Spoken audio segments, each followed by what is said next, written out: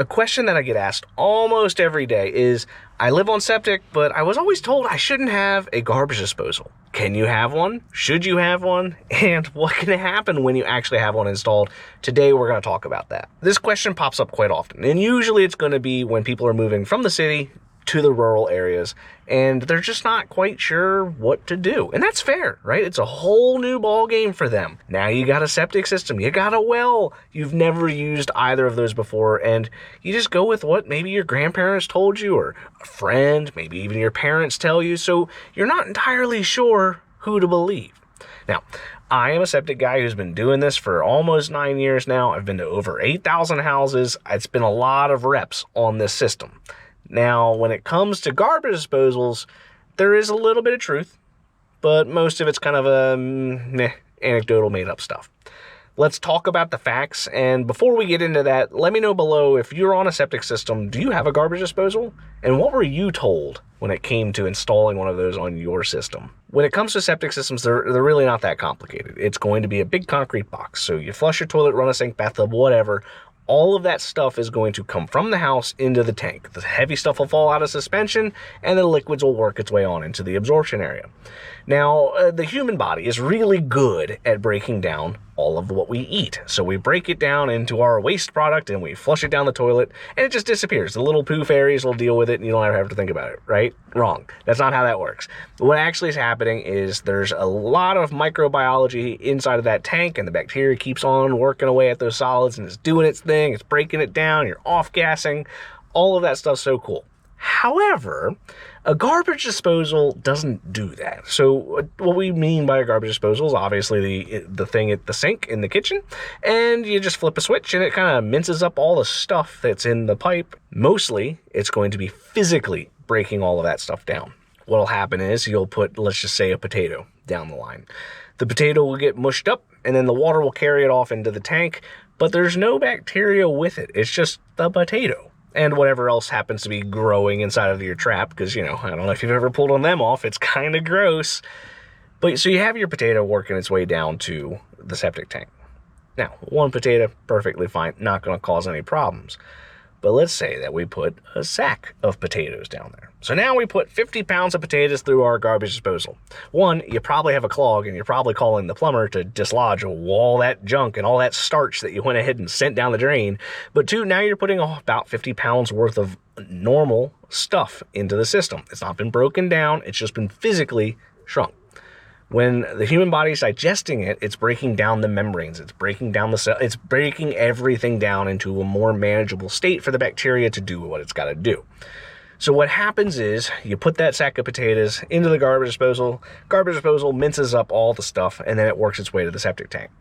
Now the bacteria is going to have to work harder to break down that potato bit into more potato bits and food for the bacteria itself.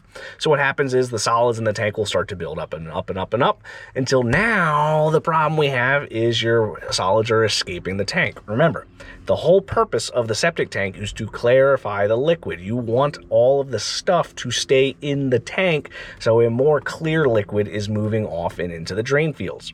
We've talked about it before. There's different ways to filter it. There's different methods of dealing with it, but we're dealing with just a conventional, anaerobic, basic septic system. Nothing fancy. It's all gravity feed. So when you have all of that stuff building up, as it escapes the system, we refer to that as biomet, biologic material. It's real sticky. And so what happens is it gets into the drain fields. It'll start to plug it up. It'll start to make it to where it's not draining quite as well.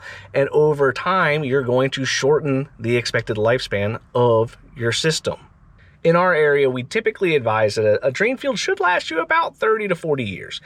Honestly, I usually see that stuff last a lot longer than that, but 30 to 40 years, it's still a pretty good run for a utility. You expect it to last for quite a while. What causes it to last longer is not putting too much liquid into the system and making sure that you pump it out regularly. So if you have all of that excess debris in the tank working its way into the drain field, then you're really shortening things up.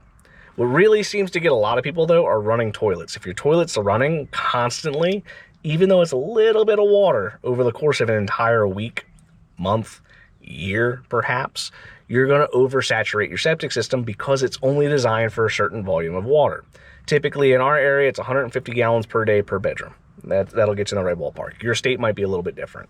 Let's bring this home. When it comes to a garbage disposal, my opinion, I don't really see that big of a deal. All right, now if you're using it every day, you're putting a bunch of stuff down there, which you shouldn't be doing, you're going to cause problems. If you're just periodically turning it on just to clear out whatever's in the sink, it's not that big of a deal. It's fine. The volume of stuff that you're putting down there is so minimal that it really doesn't matter. It's basically like if you went to the bathroom an extra time a month kind of deal, right? So like the amount of volume for just periodically turning it on, it's nothing, right? The issue lies with if you're putting too much stuff in. If you're always using, the issue comes if you're putting too much stuff in. If you're always putting things down the drain, you're always using that garbage disposal, you're putting too much stuff into the tank, which is going to cause you more problems. But let's just say you want to live life a little and be a wild individual. If you want to go ahead and do that, go ahead, just do it, right? It's your house. Do whatever you want.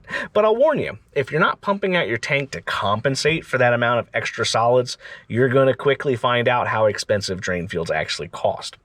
So if you're going to use the garbage disposal, I usually advise increase the frequency at which you're pumping to help deal with the amount of solids that are working their way into the tank. If you're worried about putting one in, or if you're buying a house that's already got one put in, don't panic. It's fine. You'll hear a lot of old timers will say, oh, you got to put a packet of yeast or spoiled milk or whatever into the septic system. None of that stuff actually does anything. There's no proof behind that. It's all just wives' tales. Pump the tank, you'll be fine. Don't put stuff down the garbage disposal that you're not supposed to put down it. Use it every now and again. It'll be okay, I promise. If you found this useful, if you found this informative, you know what to do. Remember, hit that like button, hit subscribe, and I have videos posted every day on the World of Well and Septic. Till next time, guys.